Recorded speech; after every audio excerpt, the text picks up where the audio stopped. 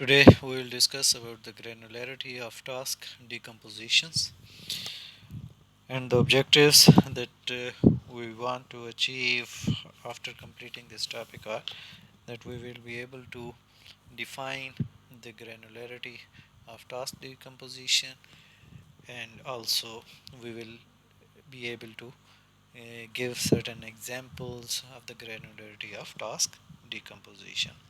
First, the granularity of task decomposition or task size. اب ہم یہاں پہ جب ہم ٹاسک سائز کی بات کر رہے ہیں تو ٹاسک سائز بیسیکلی آپ کس لیول تک اس کو ڈیکمپوز کر رہے ہیں یا کس حد تک آپ اس کو لے کے جاتے ہیں. تو آپ کے پاس دو طریقے سے آپ کے پاس ہو سکتے ہیں. One is the fine granularity. ٹھیک ہے, فائن گرینڈ آپ کے پاس ہے کہ decomposition of computation into large number of tasks result in fine grained decomposition. یعنی جو پاسبل لیول تک کی گرینولیٹی ہے وہ اگر آپ اچیو کر لیں تو اس صورت میں ہم اس کو کیا کہہ دیتے ہیں, فائن گرینڈ ڈیکمپوزیشن ہمارے پاس آ جاتی ہے. ٹھیک ہے. اچھا, اب یہاں پہ دوسری آپ کے پاس آ جاتی ہے, وہ آپ کے پاس ہے کورس گرینڈ. اب decomposition of computation into small number of task result into a course grand decomposition. ٹھیک ہے, یعنی وہاں پہ کیا تھا کہ لارج نمبر آف ٹاسک کہ آپ کے پاس جو possible number of sub division تھی وہاں پہ. یہاں پہ ہمارے پاس کیا تھا کہ ہم نے اس کو کہا کہ نہیں, پاسبل نمبر آف نہیں, بلکہ ہم ایک سرٹن لیول تک بہت ہی فائن گرینڈ نہیں کرتے, بہت ہی فائن ٹیون نہیں کرتے, بلکہ ہماری جو ریکوائرمنٹ ہے اس کے حساب سے ہم اس کو ڈیکمپوز کر سکتے ہیں. ٹھیک ہے. اب یہاں پہ یہ پریویس ایک ٹاپک کے اندر ڈسکس کرتے ہوئے کیا تھا جب ہم میٹرکس کی ملٹیپلائی کر رہے تھے کہ وہاں پہ روز اور ویکٹر کو ملٹیپلائی کیا تھا. یہاں پہ ہم اسی ایگزامپل کو اگر آپ دیکھیں تو اس صورت میں کیا تھا کہ جو فائن گرینڈ تھی, اٹ مینس کہ ہم نے جو نمبر آف ٹاسک تھا وہ کیا ہوا, ایک رو کا پاس, کیونکہ رو اور ویکٹر کالم کو آپ نے کیا کیا تھا, ملٹیپلائی کیا تھا. اب یہاں پہ اگر آپ دیکھیں تو جو فائن گرینڈ ہوگا کہ وہ یہ ہے کہ سنگل رو سے نیچے تو آپ کے پاس جو ہے وہ پاسبل نہیں ہوگا کہ وہ انڈیپینڈنٹ آپ کے پاس نہیں ہے. پھر ان کو کہیں نہ کہیں سپوز کر لیں, اگر آپ اس کو رو کو بھی ہاف کرتے ہیں اور ہاف ویکٹر سے ملٹیپلائی کر کے پھر ان کو ایڈ کرنا پڑے گا, تو وہ جو اینڈ ریزلٹ آپ کے پاس جو آؤٹ پٹ آ رہی ہے وہ ان کی مرجر کے ساتھ ہی آئے گی. تو اٹ مینس کہ جو فائن لیول کے اوپر جہاں پہ آپ کے پاس کسی کی ڈپینڈنسی نہیں ہے, تو انڈیپینڈنٹ لیول کے اوپر آپ کے پاس ایک رو اور وہ جو کالم ویکٹر تھا اس کی پروڈکٹ آپ کے پاس تھی. ٹھیک ہے. تو یہ جو ایگزامپل ہے یہ ہمارے پاس کیا آ جائے گی, فائن گرینڈ کی آپ کے پاس.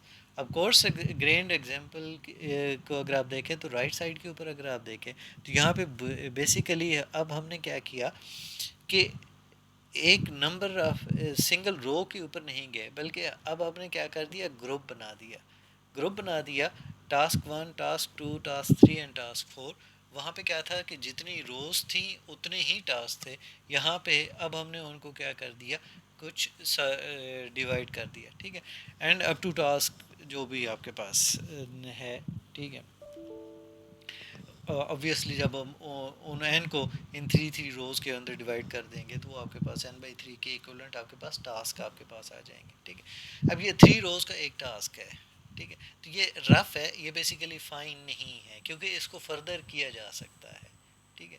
کورس کے جو میننگز بھی ہوا کرتے ہیں وہ بھی یہی ہوا کرتا ہے کہ وہ آپ کے پاس ایک رف وے کے ساتھ ایک آپ کی ہوئی ہے.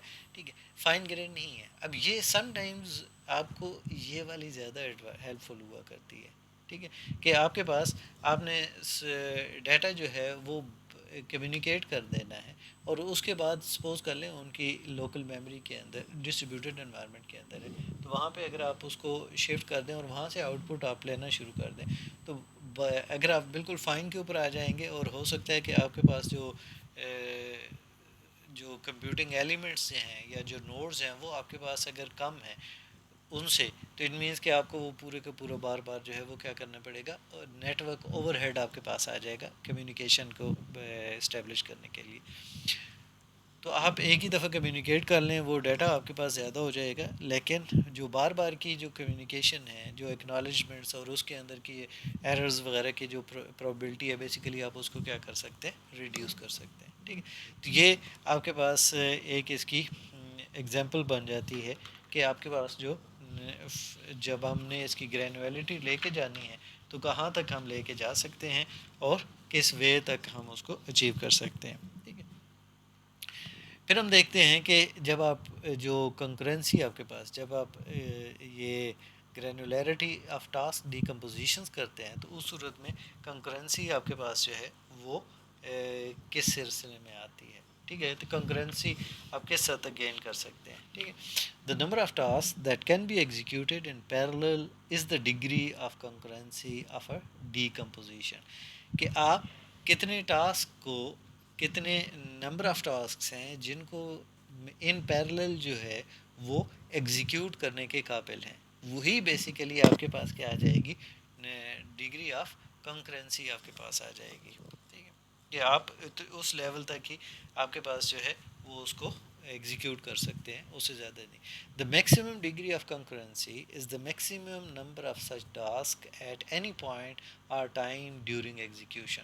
اور یہ نارملی آپ کے پاس اگر آپ لاجیکلی دیکھیں کہ سپوز کر لیں کہ اگر آپ کے پاس 4 کورز ہیں یا 4 پروسیسنگ ایلیمنٹس ہیں، تو آپ کیا کر سکتے ہیں کہ 4 ٹاسک کو ہی ایٹ اے ٹائم جو ہے وہ کیا کر رہے ہوں گے، کنکرنٹلی ایگزیکیوٹ کر رہے ہوں گے. لاجیکلی کی بات کر رہا ہوں، فزیکلی جو ہم ایشوز پہلے بھی ڈسکس کر بیٹھے ہیں کہ سم ٹائمز وہ ویٹنگ اسٹیٹ میں آ جائے یا جو کچھ اور بھی تو، لیکن ایک سرٹن گیون ٹائم کے اوپر وہ ٹاسک جو ہے وہ کیا ہو جائیں گے، ان ایگزیکیوشن ہوں گے، یعنی رننگ اسٹیٹ کے اندر آپ کے پاس آ جائیں گے. ٹھیک ہے، یا انہوں نے اس پروسیسنگ ایلیمنٹ کو کیا کیا ہوا ہے، آکوپائی کیا ہوا ہے. تو لاجیکلی کنکرنسی کی بات ہے کہ جو میکسیمم ڈگری آف کنکرنسی ہے وہ کیا ہوگی کہ maximum number of such task at any point اور ٹائم ڈیورنگ دی ایگزیکیوشن جو ہے وہ آپ کے پاس کیا آ جائے گی، اس کی جو میکسیمم ڈگری آف کنکرنسی کہلائے گی. ٹھیک ہے، پھر آپ کے پاس ہے the average degree of concurrency کیا ہوگی. ٹھیک ہے، the average degree of concurrency is the average number of tasks that can be processed in parallel over the execution of the program. ٹھیک ہے، اب جو ایوریج ہمارے پاس آ جائے گی کہ اس کے اندر کیا ہوگا کہ وہ ایوریج نمبر آف ٹاسک ہیں وہ ہم ان پیرل جو ہے وہ during the execution of a program جو ہے وہ کتنے ان پیرل ایگزیکیوٹ کر رہے ہوتے ہیں، تو اس کو ہم کیا نام دے دیتے ہیں، ایوریج ڈگری آف کنکرنسی کا نام دے رہے ہوتے ہیں. ٹھیک ہے، اچھا یہاں پہ جب ہم آپ کیا آتے ہیں تو اس صورت میں کیا، جب ہم اس کو ڈیکمپوز کر رہے ہیں تو یہ کیا امپیکٹ کرتی ہے پیرلل کی پرفارمنس کے اوپر. ٹھیک ہے، تو پیرلل ایگزیکیوشن کی پرفارمنس کے اوپر ہمارے پاس ایک کویشچن یہ ریز کر سکتا ہے کہ do you think that the final decomposition of tasks always result in small time, کہ جتنا آپ اس کو فائنڈ کرتے چلے جائیں گے اتنا ہی جلدی آپ کے پاس ایگزیکیوٹ ہو جائے گا. ٹھیک ہے، ایسا نہیں ہوا کرتا. تو آنسر ہم کیا کہہ سکتے ہیں کہ no there is an inherent bound on how fine the granularity of a computation can be. ٹھیک ہے نا، کیونکہ آپ کے پاس جو ہے وہ ایک اس کی جو ہے وہ کچھ لمیٹیشنز آپ کے پاس موجود ہوا کرتی ہیں. دوسرا یہ ہے آپ کے پاس کہ جو کنکرنٹ ٹاسکس ہیں may also have to exchange data with other tasks. ٹھیک ہے، کہ اگر ایک ٹاسک نے جو کنکرنٹلی آپ ایگزیکیوٹ کر رہے ہیں تو اس نے اگر ڈیٹا کو آپس میں ایک دوسرے کے ساتھ ایکسچینج کرنا ہے، ٹھیک ہے، تو اس کا رزلٹ کیا آ جائے گا، this results in the communication overhead. ٹھیک ہے، تو وہ بیسیکلی آپ کے پاس جو ہے وہ پریڈکٹیبل نہیں ہوا کرتا اسپیسیفکلی ڈسٹریبیوٹیڈ انوائرمنٹ کے اندر، کیونکہ وہاں پہ آپ جو کمیونیکیشن چینلز یوز کر رہے ہیں وہ آپ کی مختلف ہو سکتے ہیں. کہ آپ کی جو ایک نوڈ ہے وہ ہو سکتا ہے کہ کس بینڈ وڈتھ کے ساتھ کنیکٹڈ ہے یا کس ٹائپ آف نیٹ ورک کے ساتھ کنیکٹڈ ہے، اس کی پرفارمنس کے اوپر اسپیسیفکلی جب ہم بات کر رہے ہیں یہاں پہ کمیونیکیشن کے حوالے سے، تو اس کے اوپر اس کا امپیکٹ جو ہے وہ پڑ سکتا ہے.